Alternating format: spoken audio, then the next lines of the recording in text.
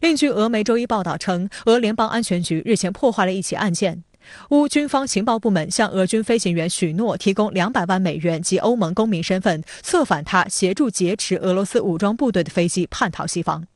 Этими действиями я должен был показать свое негативное отношение к политике руководства страны по проведению специальной операции, а также мотивировать летный состав на предательство Родины。俄军飞行员表示，该特务机关甚至提供了飞行员下降和着陆的示意图、军用机场的技术说明书以及周边地区的地图。俄飞行员表示，这些信息对俄军精确制导武器的打击将有帮助。Они настолько поверили в возможность организации угона самолета。继续关注俄乌局势。就在俄乌两军继续对峙之际，俄罗斯国防部周二发布声明指，东方2022首长司令部战略演习将于今年8月30日至9月5日举行。俄方称，俄军进行演习的能力不会受对乌克兰特别军事行动的影响。据俄罗斯国防部声明，东方2022战略演习旨在确保东部地区军事安全，将覆盖东部军区13个靶场。除了东部军区部队、空降兵部队、远程轰炸机队和运输机队以及其他国家的军队将参与这次演习。演习将由俄罗斯武装力量总参谋长格拉西莫夫指挥。路透社解读俄方此举表明，尽管对乌克兰特别军事行动持续数月，俄军仍着眼于保卫所有国土，军队活动照常。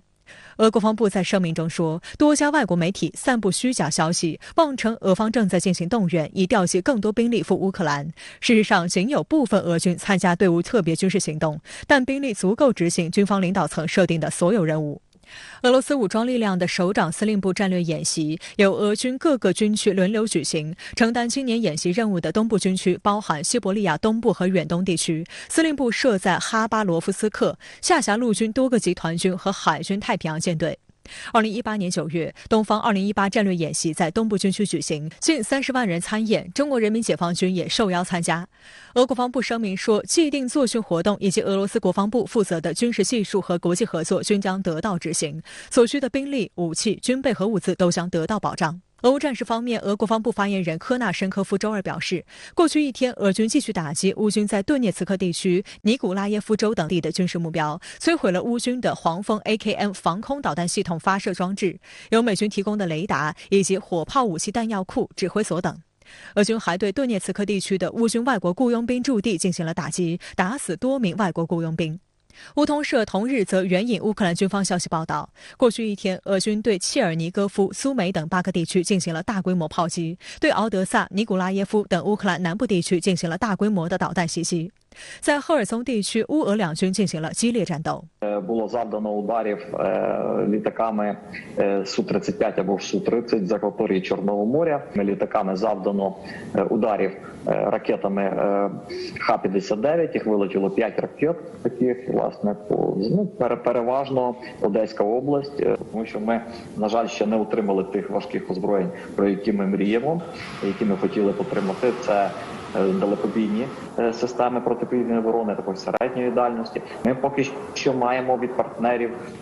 поставки лише。据美国智库战争研究所分析，俄军近期在顿巴斯核心地区的地面攻势强度有限，其行动节奏甚至于本月早些时候进行战术休整期间没有明显变化。该研究所还公布了过去1周的热异常遥感数据，显示顿巴斯前线的火情持续减少，也意味着俄军的炮击频率在降低。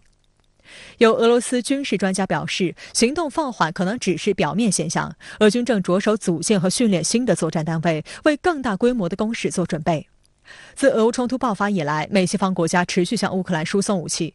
乌克兰通讯社周一报道说，英国首批6套风暴防空系统已经抵达乌克兰，并投入前线使用。风暴为短程防空系统，主要是为了应对攻击型直升机和低空飞机对装甲部队构成的威胁。由德国提供的首批3辆猎豹防空坦克周一也运抵乌克兰，并交付给乌克兰武装部队。此外，由波兰提供的 PT-91 主战坦克也已运抵乌克兰境内。这是波兰在苏制 T-72M1 主战坦克的基础上改进研制的一款主战坦克。